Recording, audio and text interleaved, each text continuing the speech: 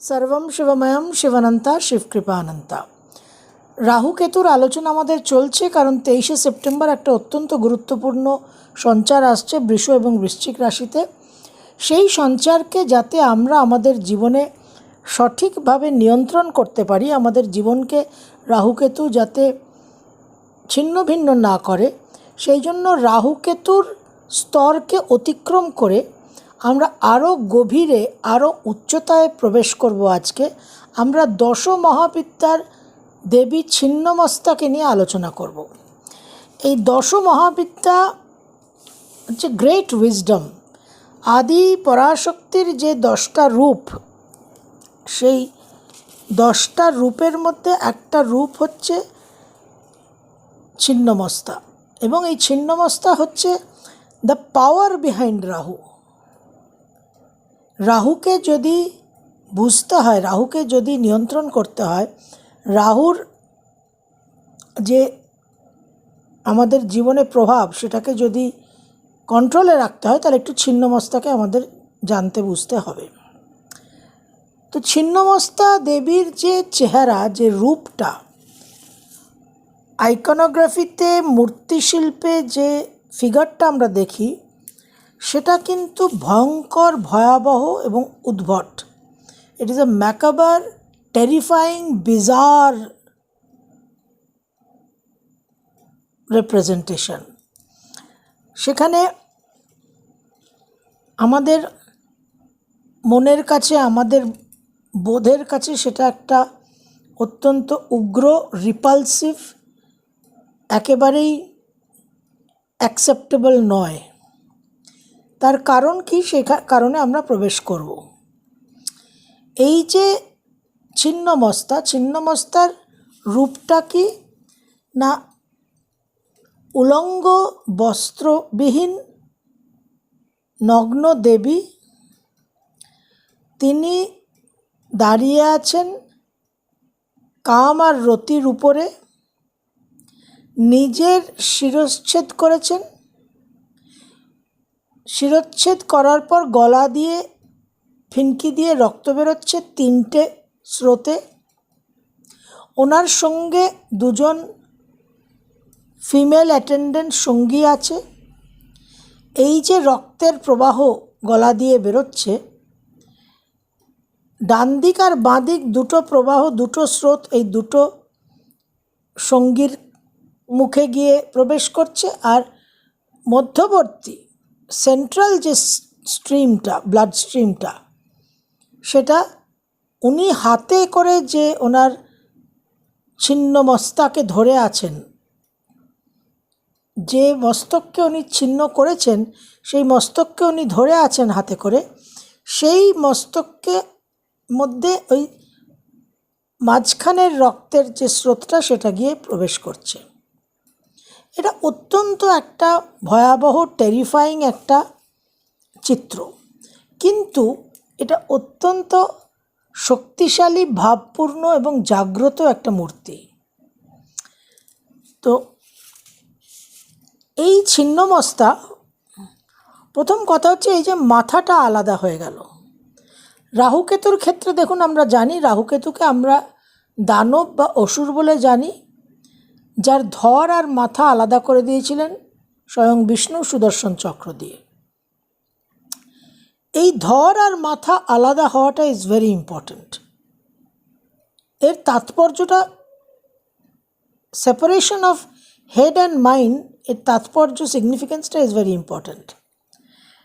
আমাদের এই হেড, এই মাথা কিন্তু আমাদের আইডেন্টিটির কারক, সিগনিফিকেটর অফ আর আইডেন্টিটি, আমাদের পরিচয়, আমাদের ফেস। এবং এই আইডেন্টিটি কিন্তু আমাদের ইগো, আমাদের অহংসত্তা। এবং এই ইগোকে হারানোর যে ভীতিটা, সেটা হচ্ছে সবচেয়ে চরম ভীতি মানব জাতির। গ্রেটেস্ট ফিয়ার হচ্ছে লস অফ আইডেন্টিটি। এই আইডেন্টিটি আমাদের কাছে, আমাদের যে অস্তিত্ব, আমাদের যে, আমরা যে জীবন ধারণ করেছি, ম্যানিফেস্টেশন হয়েছে, এই ইহ জগতে আমাদের প্রধান মুখ্য মূল অবলম্বন, সহায়, আশ্রয় যাই বলুন, হচ্ছে আমাদের ইগো, আমাদের আইডেন্টিটি, মূল সূত্র, ভিত্তি। এবং জগৎ সংসারকে যে আমরা জানি, বুঝি, আমাদের যে মনন, ধারণা, বোধ শক্তি, জগৎ সংসারের সঙ্গে যে সম্পর্ক, যে লেনদেন, সমস্তটার ভিত্তি কিন্তু হচ্ছে আমাদের ইগো, আমাদের আইডেন্টিটি। কি এলিমেন্ট অফ সাপোর্ট। এবং আধুনিক যুগে আধুনিক সভ্য মানবের যুক্তি আর বুদ্ধি, ব্রেন কিন্তু তার বিশেষ গুরুত্বপূর্ণ দুটো টুল, দুটো সাধনী, দুটো অস্ত্র, যে কারণে বলাই হয় losing one's head. Losing one's head মানে লুজিং টাচ উইথ রিয়ালিটি, বাস্তব থেকে বিচ্ছিন্ন হওয়া।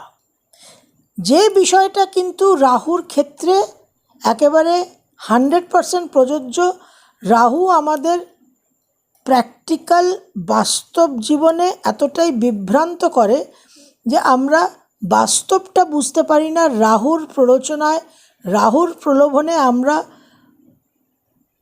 একটা দ্রুত বেগে অগ্রসর হওয়ার প্রয়াস করি।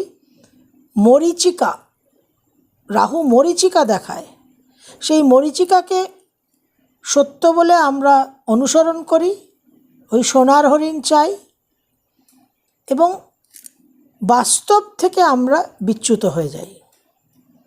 রাহু এক্স্যাক্টলি এটা করায়,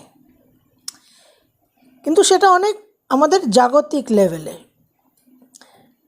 আমাদের এই ইগোর সঙ্গে যে সম্পর্কটা, মাথা, হেড, মাথাটা যে ছিন্নমস্তা, যে দেবীর নাম, যেই মাথাটা আলাদা হয়ে গেল ধর থেকে, তখনই কিন্তু আমরা আমাদের যে শরীর আর মনের সঙ্গে একাত্মবোধ, বডি অ্যান্ড মাইন্ড কনসিয়াসনেসের সঙ্গে যে আইডেন্টিফিকেশনটা, সেটাকে কিন্তু অতিক্রম করা হলো। এই ছিন্নমস্তার যে রূপটা, যে মূর্তিটা,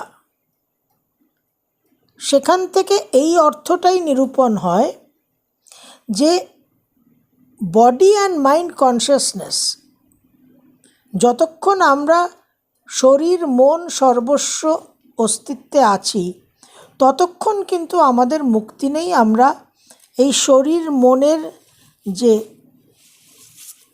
কারাগার, এই শরীর মনের যে বন্দি দশা,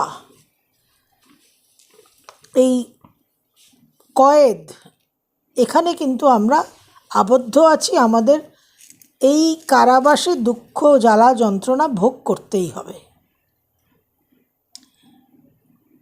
আমরা ছিন্নমস্তার লেভেলে যদি নাও উঠি, স্রেফ যদি আমরা রাহুকেতুকে দেখি, তাহলে রাহুকেতুর এই বিচ্ছিন্ন অস্তিত্ব, ধর আলাদা, মাথা আলাদা, এটা এই বার্তাই দেয়, এই নির্দেশই করে যে বডি মাইন্ড কনসিয়াসনেস থেকে উত্তরণ হওয়া, বডি মাইন্ড শরীর সর্বস্ব মন সর্বস্ব অস্তিত্বকে অতিক্রম করা, এই একাত্মবোধ থেকে নিজেকে মুক্ত করা। যে কারণে সাক্ষী চৈতন্যর কথা বলা হয় ডিট্যাচড উইটনেস। এখন মন যখন, মাইন্ড, হেড, এই মস্তিষ্ক, মন যখন বিচ্ছিন্ন হয়ে গেল, মাইন্ড কনসিয়াসনেস যখন বিলীন হয়ে গেল, তখন কি হচ্ছে? তখন আমাদের যত চিন্তন, মনন, ধ্যান, ধারণা, অভ্যাস, আসক্তি, সব কিছু কিন্তু সমাপ্ত হলো, সব কিছুর একটা অবসান ঘটছে। এই মনের মধ্যে এই ধ্যান ধারণা, চিন্তা, বুদ্ধি, যুক্তি, অভ্যাস, জন্ম জন্মান্তরে কর্মের বীজ, সংস্কার, আসক্তি, এই সব কিন্তু আবরণ এবং আমাদের চেতনাকে আবৃত করে রাখছে। এই জন্য আমরা আবৃত চেতনায় আমাদের অস্তিত্ব। যখনই মস্তক, মাথা আলাদা হয়ে গেল বডি থেকে, তখন এই আবৃত চেতনা অনাবৃত হচ্ছে। এই কনসিয়াসনেস, আমাদের যে চেতনা নিয়ে বারবার বলি, চেতনার উত্তরণের কথা, এই শরীর, এই মেটেরিয়াল আউটফিট অফ বডি, এই শরীর থেকে চেতনা চৈতন্যের যে সেপারেশন, যে বিচ্ছিন্ন হওয়া, যখন চেতনা চৈতন্য শরীর ত্যাগ করে তখন মানুষের মৃত্যু হয়। শরীরে যখন আর প্রাণ অবশিষ্ট থাকে না, যখন চেতনা শরীর ত্যাগ করে তখন মানুষের মৃত্যু হয়, ফিজিক্যাল ডেথ। ওই মৃত্যুরই কিন্তু প্রতীক হচ্ছে এই দেবী ছিন্নমস্তা। যে চেতনার যে সংযোগটা, যে কানেকশনটা শরীরের সঙ্গে এবং মনের সঙ্গে, সেই সংযোগটা বিচ্ছিন্ন হওয়া দরকার। কারণ যতক্ষণ চেতনা, কনসিয়াসনেস মন আর শরীরের সঙ্গে সংযুক্ত আছে, ততক্ষণ ওই থটস, ফিলিংস, অ্যাটাচমেন্টস, হ্যাবিটস, কর্মের বীজ, কামনা, বাসনা, সংস্কার সব কিছু আবৃত করে রাখবে চেতনাকে। ততক্ষণ কিন্তু আমাদের জ্বালা, যন্ত্রণা, দুঃখ, সাময়িক সুখ, সুখের পরিমাণ কম, সময়সীমাও কম। আর এই ছিন্নমস্তার মূর্তি, দেবীর রূপ যদি আমরা দেখি, তাহলে যে শিরচ্ছেদ হয়েছে, দেবীর মাথাটা যে দেবী নিজে হাতে ধরে আছেন, সেখানে একটা রক্তের স্রোত গিয়ে প্রবেশ করছে দেবীর মুখে। এই ছিন্ন মস্তক কিন্তু নির্জীব, নিষ্প্রাণ, একেবারে নিস্তেজ নয়, বরঞ্চ ওই ছিন্ন মস্তক কিন্তু অত্যন্ত প্রাণবন্ত, শক্তিশালী এবং পূর্ণ সচেতন তার রূপ। অর্থাৎ যখন বডি কনসিয়াসনেস, মাইন্ড কনসিয়াসনেস থেকে আমরা বিচ্ছিন্ন হলাম, এই জাগতিক বিক্ষেপ, রাহুর প্রভাব থেকে যখন আমরা বিচ্ছিন্ন হলাম, যখন আমাদের আবৃত চেতনা অনাবৃত হলো, তখন কিন্তু আমরা পূর্ণ সচেতন, তখনই আমাদের প্রকৃত প্রাণ, তেজ, প্রকৃত জীবন লাভ হয়। এবং এই চেতনা শরীর মনে সীমিত নয়। মন্ত্র আর তন্ত্র, মননাথ ত্রয়তে ইতি মন্ত্র, তনু হতে ত্রাণ ইতি তন্ত্র। এই যে ত্রাণটা, এই ত্রাণকর্তা কিন্তু ওয়ান অফ দ্য সেভিয়ার্স, একজন ত্রাণকর্তা কিন্তু ছিন্নমস্তা, যে আমাদের এই স্থূল জগতের যে দাসত্ব, যে দাসত্ব রাহু করায়, কামনা, বাসনা, ক্রেভিং,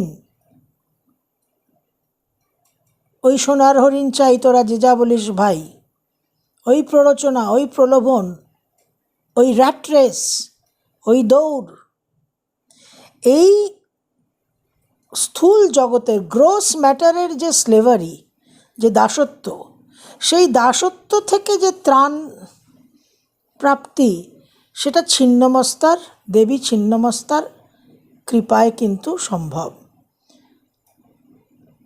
যে কারণে দেবী ছিন্নমস্তার আরাধনা হয়, সাধনা হয়। তন্ত্র সাধনায় উনি উগ্র প্রচণ্ড শক্তিশালী দেবী। ওনাকে প্রচণ্ড চণ্ডিকা বলা হয়। একই সঙ্গে সর্ব আনন্দ প্রদায়িনীও বলা হয়। কারণ যখন বডি কনসিয়াসনেস থেকে আমাদের যে মনন চিন্তন থিঙ্কিং, যে মডেলের মধ্যে, যে ছাঁচের মধ্যে আমরা জীবন যাপন করি, আমরা এক্সিস্ট করি, সেই ছাঁচ থেকে যখন আমরা ছিন্ন হয়ে যাই, বিচ্ছিন্ন হয়ে যাই, আমাদের যখন শিরশ্ছেদ হয়, তখন আমরা পূর্ণ সচেতন, পূর্ণ তেজপ্রাপ্ত, পূর্ণ শক্তিপ্রাপ্ত, পূর্ণভাবে প্রাণবন্ত। তখনই কিন্তু আনন্দের, প্রকৃত আনন্দের অনুভূতি। যতক্ষণ জগৎ সংসারে আছি রাহুর প্রলোভনে, রাহুর প্ররোচনায়, ততক্ষণ কিন্তু দুঃখ কষ্ট, কারণ হবে না তো কিছু। এবং রাহুর পাওয়ার এতটাই,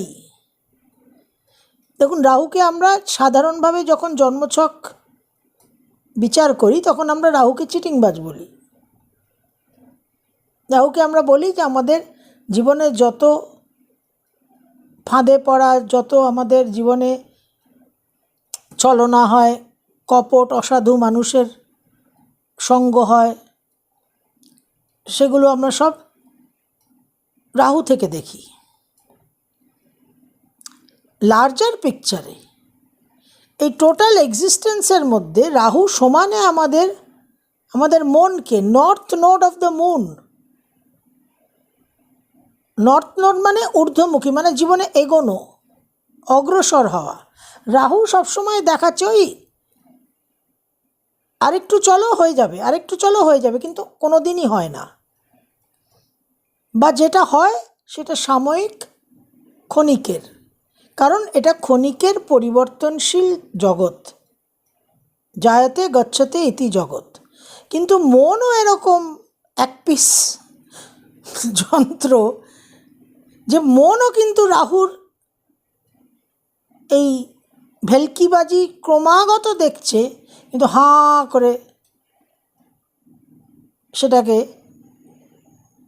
অ্যাকসেপ্ট করছে।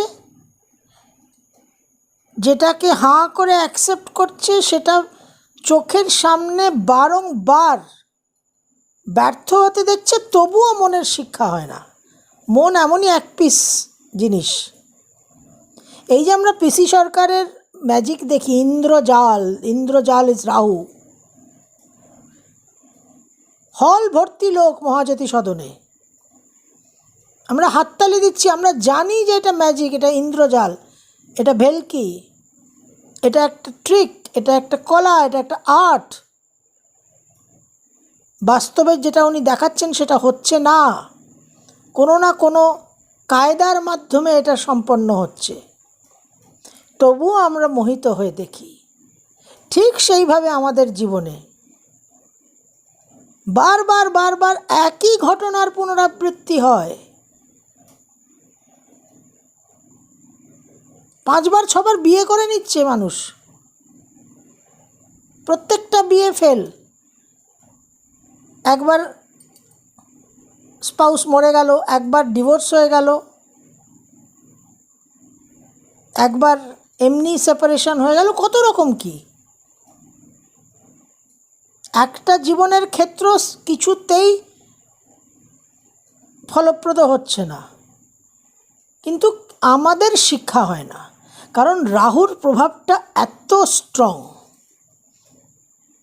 আর মন আমাদের ঠেলাগাড়ি, ভ্যানগাড়ি বললেও বেশি বলা হয়, এত অবসলিট, এত আন্ডার ডেভেলপড। তো এই মনের উপর রাহুর যে প্রভাব, এই মনের উপর রাহুর যে প্রভাব, এই প্রভাবকে কন্ট্রোল করতে হলে, এই প্রভাবকে নিয়ন্ত্রণ করে অতিক্রম করতে হলে দেবী ছিন্নমস্তার শরণাপন্ন হতে হয়। The Shakti behind the planet, the Shakti behind the concept. এই জন্য দেবী ছিন্নমস্তার সাধনা হয়। এবার এই দশ মহাবিদ্যার এক একটা দেবীর এক এক রকম অ্যাসপেক্ট। সারা জীবনে একজন সাধক যদি একটা মহাবিদ্যাকে, দশ মহাবিদ্যার একটা মহাবিদ্যাকে আয়ত্ত করতে পারে, সে অনেক, সে তাকে উচ্চকোটির সাধক বলা হয়। তো আমাদের এই যে একাত্মবোধ শরীর আর মনের সঙ্গে, এই জগতের সঙ্গে, এই পরিবর্তনশীল জগতের সঙ্গে, এবার এই রাহুর কারণে আমরা সমানে ভুল করে যাই, মরীচিকাকে অনুসরণ করি। তারপর গিয়ে যখন 7.5 আসে, তখন শনি আমাদের আনসার শিটে 000 লাল কালি মারতে থাকে। শনি আমাদের এই শিক্ষাই দেয় যে রাহুর কথায় তোমরা ওই নাচ মেরি বুলবুল তো পয়সা মিলেগা পয়সা নেই মিলেগা মত নাচো। শনি আমাদের এই শিক্ষাই দেয়, কিন্তু মন তো আমাদের ঠেলা গাড়ি, ভ্যান গাড়ি, ওই কানাকে জগন্নাথ দেখানো। তো শনি আমাদের যে শিক্ষাটা দেয় সেটা আমাদের ভালো লাগে না, কারণ আমাদের অ্যাটাচমেন্টটা, আমাদের টেন্ডেন্সিটা, আমাদের প্রবণতাটা, আমাদের লাইকিংটা, আমাদের কাছে প্রিয় হচ্ছে রাহু, কিন্তু শ্রেয় হচ্ছে শনি। শ্রেয়কে কখনোই আমরা জীবনে স্থান দিই না, প্রিয়ই আমাদের সবচেয়ে পরম বন্ধু। এই রাহু কিন্তু জাগতিক স্তরে, ম্যাটেরিয়াল লেভেলে আমাদের জীবন যাপন করতে গিয়ে এক্সট্রিমলি হাই ইন্টেলিজেন্সের কারক, সাংঘাতিক ইন্টেলিজেন্স প্রদান করে, শার্প পিয়ার্সিং ইন্টেলেক্ট দেয় রাহু। কিন্তু এই ইন্টেলিজেন্সটা কী সেটা বুঝতে হবে। এই ইন্টেলিজেন্স একটা সাধনী, একটা টুল, যেটা ব্যবহার করে আমাদের প্রোগ্রেস করতে হবে, আমাদের এগোতে হবে। এই বডি মাইন্ড কনসিয়াসনেসে সীমিত থাকলে, আবদ্ধ থাকলে হবে না। এই বডি মাইন্ড কনসিয়াসনেসে যতক্ষণ আছি, ভেরি ইম্পর্ট্যান্ট পয়েন্ট, যতক্ষণ বডি মাইন্ড কনসিয়াসনেসে শরীর মনের সঙ্গে একাত্মবোধ হয়ে আছি, ততক্ষণ ইন্টেলিজেন্স রাহু ইজ ইম্পর্ট্যান্ট। কিন্তু তার ফাংশনটার একটা এক্সপায়ারি ডেট আছে। আমরা এক্সপায়ারি ডেট বললে কিছু মানতে চাই না, কারণ রাহু আমাদের ফলস ইনফিনিটি দেখায়। আসল যে অসীম অনন্ত শাশ্বত, সেটা তো শরীরের মধ্যে কোনো জাগতিক রূপ আকারের মধ্যে আবদ্ধ থাকতে পারে না, তার উপস্থিতি হতে পারে না। নির্গুণ নিরাকার যখন সগুণ সাকারের মধ্যে প্রবেশ করলো, সেই সগুণ সাকারের তো একটা সীমাবদ্ধতা আছে, কিন্তু রাহু সেখানে আমাদের সঙ্গে চালাকি করে। রাহু বলে না না, এই সগুণ সাকারটাই সারা জীবন চলবে, অনন্তকাল চলবে, কোনোদিন there is no nothing call death. রাহুই তো আমাদের মনের মধ্যে এই ভুল ধারণাগুলো, রং কনসেপ্টগুলো, বিভ্রান্তিগুলো প্রবেশ করায়। এই জন্য যখন ডেথ হয়, যখন মৃত্যু হয়, যখন সমাপ্তি হয়, যখন অবসান হয়, তখন আমরা হায় হায় করি, পা ছড়িয়ে কাঁদতে বসি। জীবনের পরম সত্যকে, সৃষ্টির নিয়মকে আমরা মানতে চাই না। তো এই যে ইভলভ করা, এই যে ট্রান্সফর্ম করা, এই ইন্টেলিজেন্সই একটা টুল, ইন্টেলিজেন্সই মাধ্যম, যার সাহায্যে আমরা বুঝতে পারবো যে এই জগৎ সংসারের নিয়ম নীতি নিয়ম কানুন কি, ইন্টেলিজেন্সটা সেই জন্য দেওয়া হয়েছে, কিন্তু সেই ইন্টেলিজেন্সটা ইজ গোয়িং অ্যাগেনস্ট আস, সেটার বিপরীত কাজ হচ্ছে। যে ইন্টেলিজেন্স দিয়ে বুদ্ধি দিয়ে আমাদের বোঝার কথা যে এই জগতের এই এই লিমিটেশন আছে, টাইম স্পেস অ্যান্ড কজেশন, সময় কাল, জন্ম এবং মৃত্যু, এই অস্তিত্বের বেসিস ভিত, সেটাকে আমরা না বুঝে ইন্টেলিজেন্সটাকে বেঠিকভাবে বিকৃতভাবে আমরা ব্যবহার করছি এই রাহুর প্ররোচনায়। ইন্টেলিজেন্স যদি সঠিকভাবে ব্যবহৃত হয় তাহলে কিন্তু আর কোনো সমস্যা নেই, তাহলে আমাদের সেই জ্ঞান চেতনা, সেই ট্রান্সফরমেশন, সেই উত্তরণটা অনায়াসে সহজে সাবলীলভাবে হতে পারে। রাহু সেটাকে হতে দেয় না। কারেক্ট আন্ডারস্ট্যান্ডিংয়ের জায়গায় রাহু হচ্ছে বড় অন্তরায়, এবং তার সঙ্গে আমাদের নিজেদের সংশয়, নিজেদের অবিশ্বাস, নিজেদের দ্বিধা, এগুলো মনের মধ্যে তো রাহুকেতুই সৃষ্টি করে। রাহুর নক্ষত্রগুলো দেখুন, ইটস ভেরি ইন্টারেস্টিং। মিথুনে আদ্রা, তুলায় স্বাতী, কুম্ভে শতভিষা, তিনটে বায়ু রাশিতে তিনটে নক্ষত্র। এবং কালপুরুষের কী ঘর? তৃতীয় সপ্তম একাদশ, কাম পুরুষার্থ, কামনা বাসনা ডিজায়ার এবং বায়ুতত্ত্ব। সঙ্গে আমরা যদি একটু কেতুকে দেখি, কেতুর নক্ষত্রগুলো কোন জায়গায় আছে অবস্থিত? মেষের অশ্বিনী, সিংহের মঘা, ধনুর মূলা। কালপুরুষের লগ্ন পঞ্চম নবম, ধর্ম পুরুষার্থ, অগ্নিতত্ত্ব, ট্রান্সফরমেশন, স্থূল থেকে সূক্ষ্ম, নিজের আত্মকেন্দ্রিক সমস্ত স্বার্থ চিন্তন মনন থেকে উত্তরণ হয়ে সেগুলোকে অতিক্রম করে জগতের প্রজাতির বিকাশের জন্য নিজের আত্ম অহংকারের বিসর্জন। সেটা হয় না বলেই একেবারে কেতুর যে সৃষ্টিমূলক প্রকাশ, ফলাফল, তার জায়গায় ধ্বংসাত্মক প্রকাশ হয় জীবনে। কোনো ট্রান্সফরমেশন হয় না। স্থূল থেকে সূক্ষ্ম, কি স্থূল থেকে আরও স্থূল, আরও অবনতির দিকে আমরা ধেয়ে যাই। পাতাল রসাতল সব ঘোরা হয়ে যাচ্ছে। এই রাহু আমাদের বিক্ষিপ্ত করে, আমাদের কন্ট্রোল করে, আমাদের আবৃত চেতনাকে আরও জোরালো করে, এবং তার জন্য যে শক্তি, যে উইজডম, যে জ্ঞান আমাদের প্রয়োজন রাহুকে নিয়ন্ত্রণ করার জন্য, সেটা আমরা পাচ্ছি দেবী ছিন্নমস্তার আকৃতির মধ্যে, তার রূপের মধ্যে, তার মূর্তির মধ্যে। যে যখন মাথা শরীর থেকে বিচ্ছিন্ন হয়ে গেল, তখন আর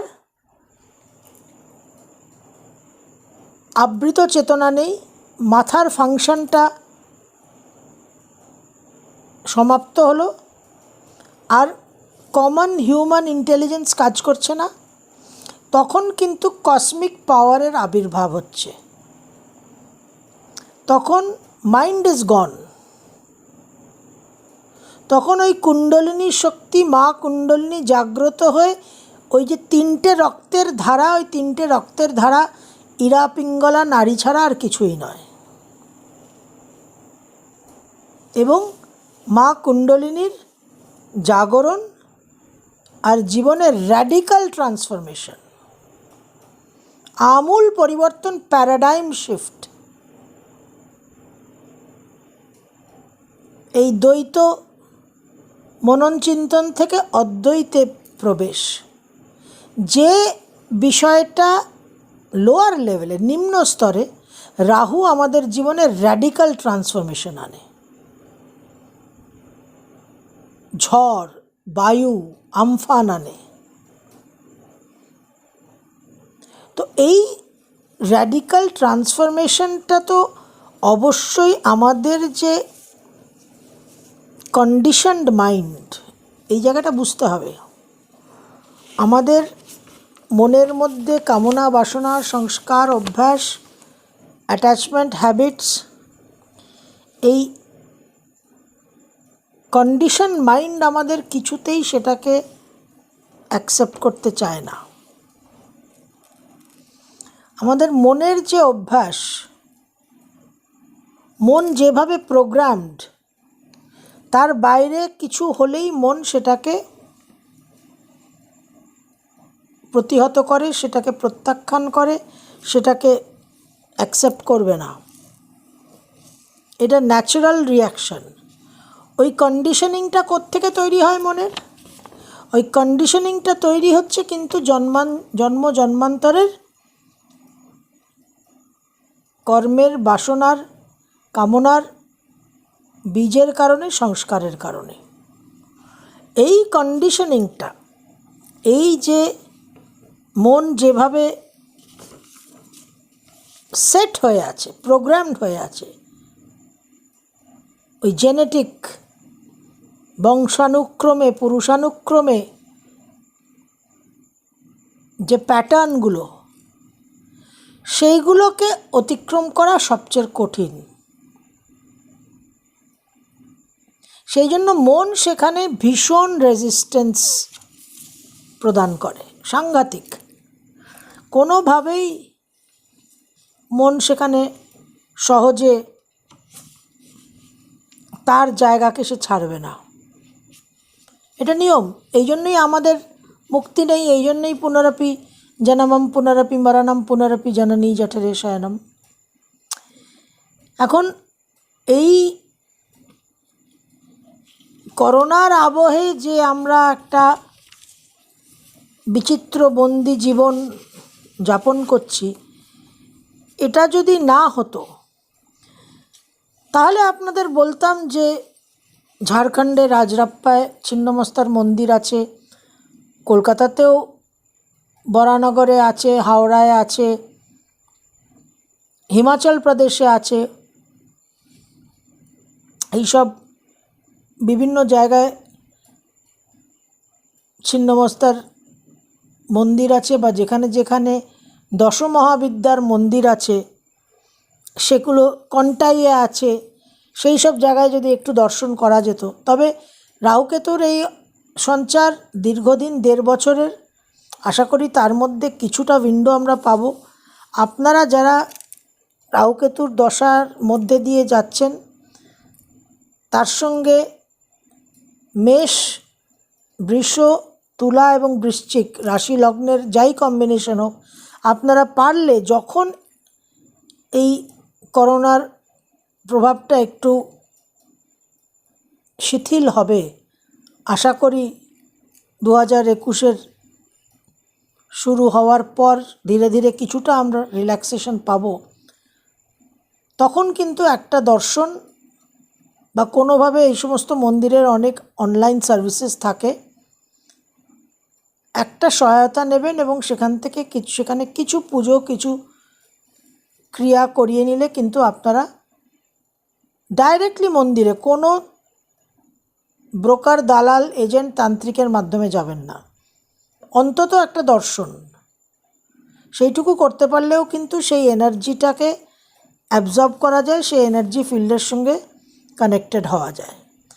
তাহলে বেসিক্যালি আমাদের এই ছিন্নমস্তা নিয়ে আলোচনার উদ্দেশ্য এটাই ছিল যে রাহুকে কন্ট্রোল করতে গেলে, রাহু কি এবং রাহু কিভাবে আমাদের উত্ত্যক্ত করে, এবং রাহু কিভাবে আমাদের বন্দি করে রেখেছে এবং এই বন্দি দশা থেকে আমরা যে নিজেদের মুক্ত করতে পারছি না, কারণ আমাদের তো এই বন্দি দশাটাই ভালো লাগছে।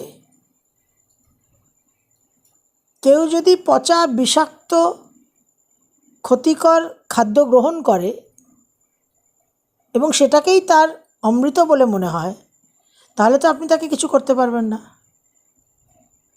এবং রাহু হচ্ছে আমাদের সেই জীবনের খাদ্য, সেই জীবনের সমস্ত কিছু ইনপুটস, ইনটেক্স। এই জন্য একটা কথাই আছে, ইউ ক্যান নাইদার কিল নর save a person who wants to commit suicide. যে মানুষটা আত্মঘাতী হবে তাকে আপনি বাঁচাতেও পারবেন না, তাকে আপনি মারতেও পারবেন না। তো এই রাহুর প্রকোপটা, রাহুর প্রভাবটা বিচিত্র শক্তিশালী, এবং এই রাহুর প্রভাব থেকে সহজে মুক্তি নেই। এই জন্য ভীষণ সতর্কভাবে প্রতি মুহূর্তে আমার মনের মধ্যে যা কামনা বাসনা, ডিজায়ার, তাড়না তৈরি হলো, উদ্ভব হলো, উৎপন্ন হলো, এভরি মোমেন্ট, ন্যানো সেকেন্ড আমাকে সজাগ, তৎপর এবং সাবধান থাকতে হবে যাতে কোনোভাবে কোনো ভুল ত্রুটি না হয়। একটা ফাঁক ফোকর পেলেই কিন্তু রাহু আপনাকে একদম তুমি আমার হাত ধরে তুমি নিয়ে চলো সখা। আমরা তো সারাক্ষণই ওই গান করছি রাহুর উদ্দেশ্যে। আমাদের এই রাহুর যে অ্যাফিনিটি টুয়ার্ডস রাহু প্রীতিটাকে আমাদের আগে জীবন থেকে বার করতে হবে। এই মোহ, এই মায়া, এই যে একটা আবৃত চেতনা, এই মোহমায়াটা কেন হচ্ছে? আবৃত চেতনার জন্য। এই মোহমায়া থেকে আমাদের রাহুর এই মোহমায়াটা, সেখান থেকে আমাদের নিজেদের মুক্ত করতে হবে।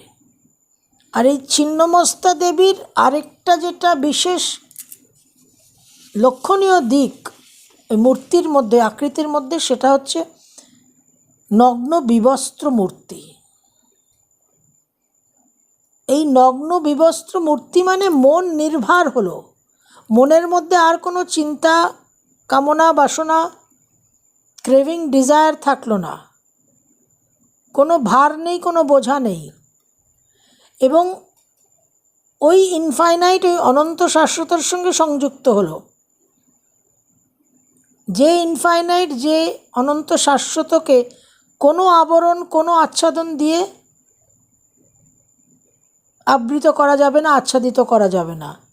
Garment cannot cover the infinite, ফাইনাইটকে কাভার করতে পারে। তো এই আইকনোগ্রাফির মূর্তি শিল্পের মধ্যে যে সমস্ত গূঢ় তত্ত্বগুলো লুকিয়ে আছে, সেই গূঢ়তত্ত্বই গ্রেট উইজডম, দশ মহাবিদ্যা, এবং তার মাধ্যমেই আমরা শক্তি প্রাপ্ত হই, জ্ঞান প্রাপ্ত হই।